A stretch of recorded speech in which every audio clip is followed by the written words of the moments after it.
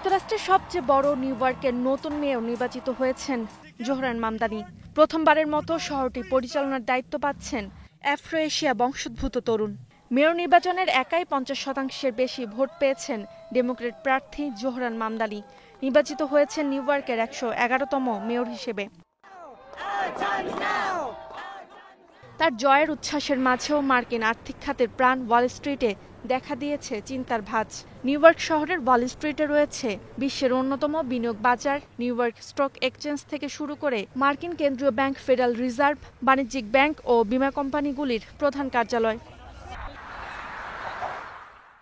Wall Street সবসময় এমন প্রশাসন পছন্দ করে যারা কম ট্যাক্স, কম নিয়ন্ত্রণ ও ব্যবসা বান্ধব নীতির প্রতিশ্রুতি দেয়। কিন্তু নবনির্বাচিত জোহরান মামদানি আনতে যাচ্ছেন ভিন্ন এক অর্থনৈতিক পরিকল্পনা, যেখানে রয়েছে মূলত ধনী ব্যক্তি ও কর্পোরেট পর্যায়ে কর বাড়ানোর উদ্যোগ।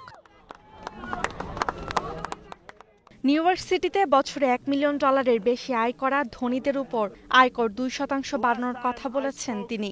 এতে শহরটি প্রায় $10 বিলিয়ন অতিরিক্ত রাজস্ব আয় করতে পারবে বলে ধারণা তার।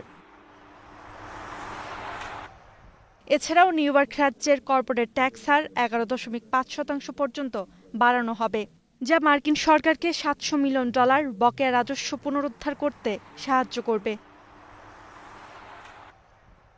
মামদানির পরিকল্পনায় আছে শিশু যত্ন কেন্দ্র চালু করা ও আবাসন ভাড়া কমানো। এই নীতিগুলো অনেক বিনিয়োগকারীর কাছে অতিরিক্ত সমাজতান্ত্রিক মনে হচ্ছে। তাদের আশঙ্কা, এর ফলে ব্যবসা পরিচালনার খরচ বাড়বে। অনেক কর্পোরেশন হয়তো শহর ছেড়ে চলে যাবে।